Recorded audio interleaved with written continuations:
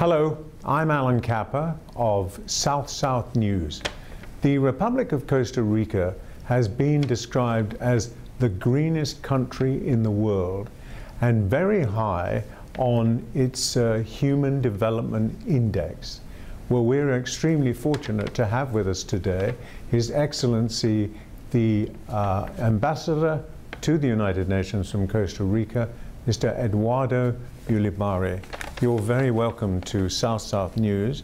Thank you for being with us. We're fascinated to find the inside story behind some of these wonderful things that are being said about Costa Rica and the economic development that you're pursuing. Thank you very much. It's a pleasure to be here. I hope that I could provide you and all the audience of South News with enough and up-to-the-point information about our country. Thank you. Thank you. Well, you are in transition, like so many countries. You have moved a long way from being an agricultural society to a manufacturing society, strong trade links. You've managed to attract a great deal of investment coming into the country. How have you managed to do that? What kind of incentives have you had to pursue? Okay, if I would have to point just to two major elements that have helped in this regard. First, I would mention the investment that along decades the country have been making in education. This investment has allowed us to have a fairly well-trained human capital, which of course is very well looked after by major companies, and also they can make a difference in local companies. So this is a major component. The health and the educational level of our labor force. And the second component, I think, is related to what I could describe as intelligent economic policies, which are based on a basic national consensus about where the country should go and which are those means to go. Surrounding all this, there is let's say, a component which has become part of the environment of Costa Rica, and it's the respect for the rule of law and the political stability of the country. So I think that all these factors have been paramount in the new direction that the country has been able to take, especially since the 80s, when most of the developing world suffered a major economic crisis. Yes. Well, you're in major competition, aren't you? Sure, of course. To pursue multinational corporations, some of whom you have attracted to Costa Rica, Procter & Gamble, for example. Exactly. There's a corporation that has many choices. But what is it about Costa Rica that does attract these corporations? It's not just the financial incentives. I assume environment and workforce must have a great deal to do with that. Sure. Well, I already mentioned the workforce, yes, the political stability, the respect for the rule of law. Also, of course, I would say that the general quality of life of the country is very important, because being equal the other circumstances, if the quality of life for the people working in those companies is better in one country, they will select that country. Also, the environmental situation of Costa Rica is very important. Yes. The increase in our connections to the world that have also helped Costa Rica, together with environmental factors, to become a major destination for ecotourism. So all these things put together have created, I would say, some sort of brand for Costa Rica which responds to reality. And once some major companies took the decision to establish in Costa Rica, and they were doing a good job and they were feeling well in the country, they started to spread the word. Right. So there has been also a word-to-word, mouth-by-mouth, let's say, information about the country, which have helped a lot. And of course, we cannot take for granted anything. As you said, we are competing with so many other countries, both for manufacturing products, for services, for financial services as well, for trade. But in this interrelated world, Sometimes the country that is competing with you in one area might be your ally on another area. So we look at the world not as a menace, but as an opportunity for our country, because we are a very small country, so we cannot rely only in our internal market to develop. We have to rely a lot on trade, and this is probably another factor that has been very important for Costa Rica in attracting foreign investment, is that we have created along the years a network of free trade agreements which go, let's say, from the free trade agreement between Central America and the US. We have trade agreements with Canada, with Mexico, with Chile, with the CARICOM, with, of course, Central America and Panama. We have just finished negotiating one with Singapore. We have one with China that was already ratified by the major committee of our legislative assembly. So all this gives the companies that are based in Costa Rica the possibility of accessing many markets from there. Right. Now, the relationship with China is a very interesting one, because they are building or have completed your football stadium, I yes, believe. yes. Yeah, it was, well, you know, Costa Rica for many years had relations with Taiwan. Yes. In 2006, the country decided to establish relations with China. I think, you know, that regardless what you think about political systems, it was a necessary step to take, because China is a major country, a major force, both in economic and political affairs, of course, also yes, diplomatically.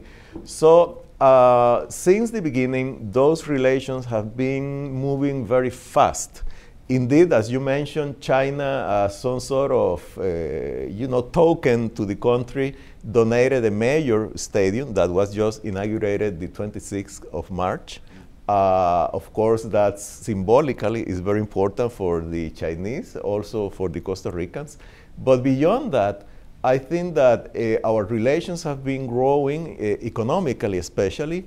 Of course, that also politically, in the sense, as I said, that regardless other issues that might be related with human rights and so on and so forth, we have been able to cooperate in those areas where we think that we have common interests and common aspirations. So far, that's been very successful. It has been done in the context of our institutional framework. So far, we have no reason to claim that the Chinese has done anything that we don't like, especially. Of course, there are always major differences among things. But now, for example, we have a joint venture in improving an oil refinery in Costa Rica. Right. China has invested in our foreign debt bonds, and trade is growing fast. Of course, we import a lot of manufactured goods from China. Our hope is that after this free trade agreement starts working on the ground, we'll be able to export many agricultural products to Costa Rica, and also livestock products to China. Yes, yes. And China is a major global player now in the global economy, a heavy investor in Africa. In fact, pioneering, I think, some of its investment opportunities, and indeed with you. But in terms of technology, you have an involvement with Intel, yes, I believe, which is very substantial, and requires a very highly trained workforce to be able to attract that. Yes, in the mid-90s, Intel was, let's say, that it was going through a beauty contest among different countries, yes, in order to decide where to establish a new manufacturing plant.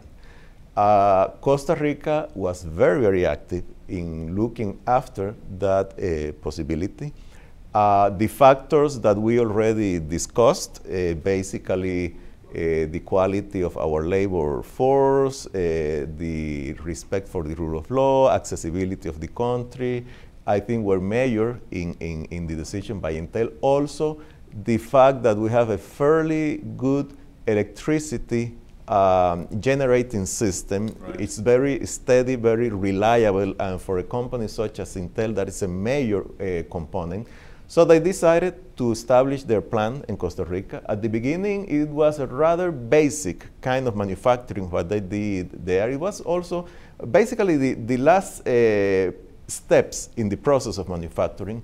But along the years, they have been not only increasing the dimensions of the operation, but also upgrading the value added in Costa Rica. Right. In fact, there are many Costa Rican engineers that are already part of design teams based both in Costa Rica and in other Intel plants throughout the world. And the fact that Intel decided to be established in Costa Rica and has been so successful in this plant has been an attraction for other kind of operations. Yes. For example, although it's not related to semiconductors, but we have been able to build upon our experience in this kind of high technology industry in order to develop a cluster of medical devices manufacturing plants. So we have now that area of development very well advanced in the sense that we keep getting a lot of foreign investment. And of course, from the point of view of the country, it is not only that we get foreign resources and foreign income, but also that we get higher quality jobs for our people. Yes. And that's very, very important for a country such as Costa Rica. Indeed. Well, that must be making a significant addition to the GDP of your country. Yes, yes, of course. That besides this, we have challenges. For example, one of our challenges now is how to allow people who, given their age or their limitations, have not been able to go through enough steps in the educational system to get better training so that they can move from low paid to higher paid jobs. Right, from an old economy to a new yes, economy. Yes, indeed, we do recognize that, for example, the income distribution have deteriorated a little bit. Mm-hmm. So we are moving into trying to improve opportunities for lower income population, trying to set up, which, well, they have already been set up, programs for stimulating less benefited families to allow their kids to go into the school. So we have developed systems such as those put in practice in Mexico and Brazil that provide direct subsidies to the families, basically to the women in the family, conditioned to the fact that their kids go to the school, that have been fairly successful. So steps are being taken, but we do recognize that we still have a long way to go. Yes. In order to make those people raise to the level of education and opportunities that they deserve, and that the new sector of the economy can offer, but right. they don't have the abilities and the training to go there. Yes, you have to have prosperity, and you have to have communications and education improving. Yeah, and we have to distribute the prosperity among Indeed. All the population. Indeed. Which really, I think, is a good point to talk about the United Nations Millennium Goals, because sure. Some of the issues you raised are squarely part of those goals. Do you feel that Costa Rica is addressing the Millennium Goals across the whole spectrum? Yes, I think we have been, in general, very successful. We have been very responsible, I must say for sure, in addressing the goals. Of course, that the levels of development vary. For example, we have been very successful on the goals related to children mortality. I think we have one of the lowest rates of children mortality in the world, either the first or the second best rate in Latin America. Best because it is low, in Latin America. We also are very well advanced in access to primary education. However, we have major challenges in secondary education, basically because there are many young people that don't complete the cycle of secondary education, and right. that's a major challenge. So sometimes it's due to socioeconomic factors. Sometimes it's due that they don't find compelling enough the educational system, so they move to other areas. So that's an issue that still needs a lot of work. We have improved a lot on sanitation and access to clean water, but that's another area where we still have to move a little bit more forward. In other related issues, I think we are moving quite well, and we are convinced, or at least confident, that we will be able to comply with all the goals at the proper time. Right. Well, you know, as I said at the beginning, this wonderful green climate, you were the first country, I think, to talk about not having a major footprint left from pollution. That was a major move for a country like yours. Yeah. No, I think that really that has been an area where Costa Rica can offer good examples to the world. I won't say that we are a model or anything like that, because each country has its particular conditions. But for example, since the 70s, there was a law passed in Costa Rica that allowed us to protect about 26% of our territory. It's composed either by national park or protection areas. Right. Besides that, there have been some projects, especially offering tax benefits to the people in order to improve reforestation. We have gained in forest in the last years compared to the level we had in the late 70s. And also the development of a model of ecotourism, which is based not so much on grand scale projects, but on a small scale, sometimes community-based projects, have allowed many farmers that might have a small plot of land covered with forests to understand that they can make money protecting that land because they can attract tourism. So this model has been very, very attractive. Of course, that we also have tourism that aims towards beaches and sun, and that usually has larger projects, but basically the ecotourism sector generates a higher income than the sun and water part, and it's a kind of income that it's much more spread throughout the population. Right. But to have this ambition and target of not having a carbon footprint at all by, I think, 2021 was that, I think, the timetable that was set out for this. Yes, 2021, yes. As Which is a very powerful leadership example to be given. It's a major challenge. It also gives a sense of direction to the policies of the country. We do believe that although we are a country in process of development, we are just a middle-income country. We are not a rich country, but that we can manage to prosper under the umbrella of a green economy and of sustainable development. And so to be carbon neutral as a country by 2021, which certainly is a major challenge, I think it's also an achievable goal. And it gives, as I said, a sense of direction and guidelines in order to take decisions now in order to be ready at that time. For example, there are now some companies in Costa Rica, for example, coffee producing companies, that are offering certain brands which are certified as carbon neutral. So that's also very compelling from the marketing point of view, because for people in the developed world which are conscious about the environment, it's not the same to buy, let's say, a bag of coffee which is carbon neutral than another one which might be also good quality, but it's not carbon neutral.